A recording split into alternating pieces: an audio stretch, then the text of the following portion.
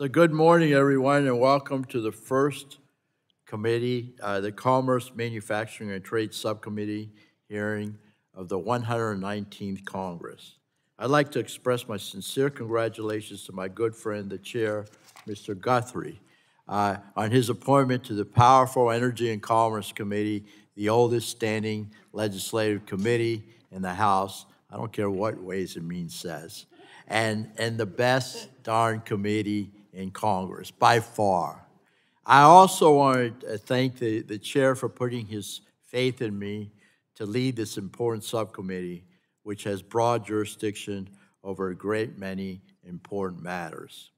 This will be a busy Congress, and I'm excited to lay the groundwork to accomplish a robust legislative agenda. I would be remiss if I didn't identify and welcome to this wonderful panel the new members of the Energy and Commerce Committee.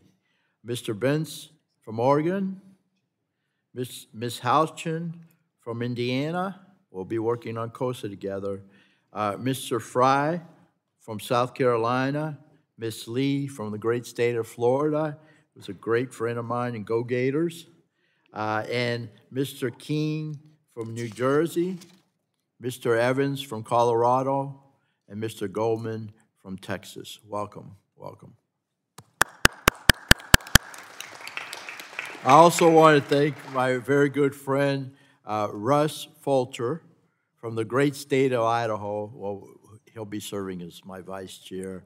He's going to do an outstanding job. So it's either Gus or Russ. That's what he says.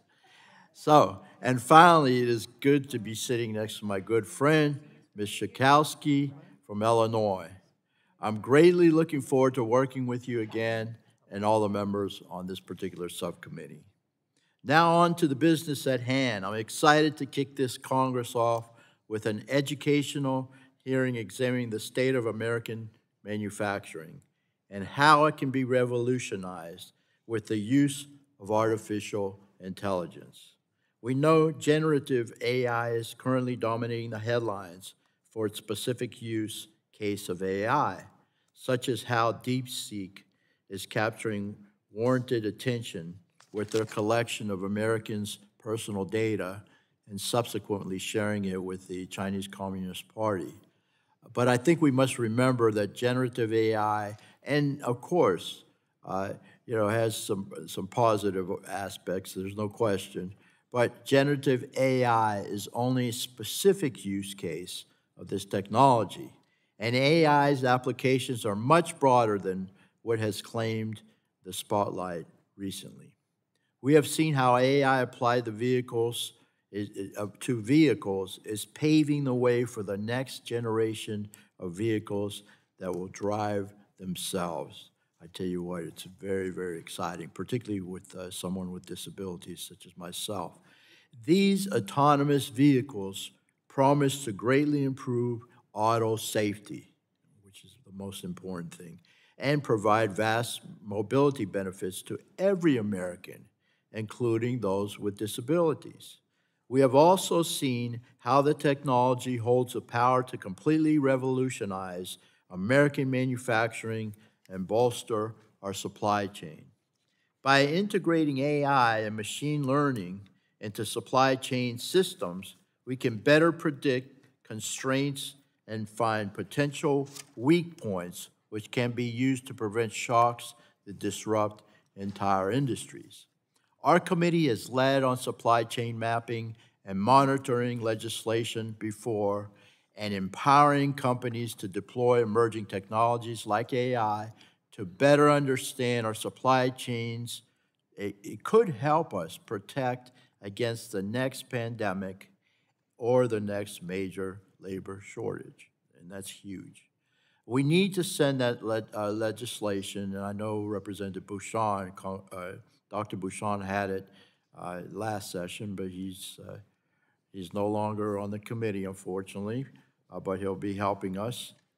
Anyway, we got to send it to the president's desk as soon as possible so we can begin work on making America resilient.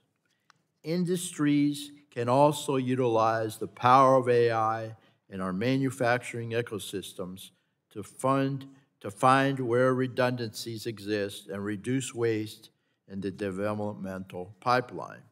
To bring this country back to the forefront of what made it great, we need to reduce unnecessary waste and optimize our building capabilities. We know the American people are the most innovative in the world. Our job here in Congress will be to provide a pathway for these innovators to succeed. This is exciting stuff, folks.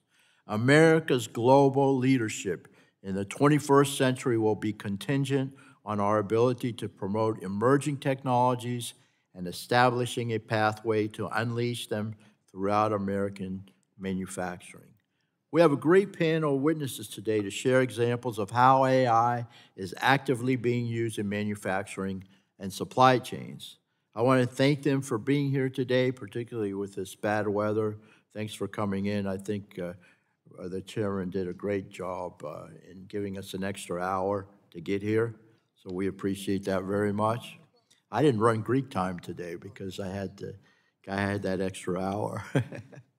So in any case, I yield back, and I'm going to, before I yield back, though, I want to recognize my good friend, the ranking member, Ms. Schakowsky, for 5 minutes for her opening statement.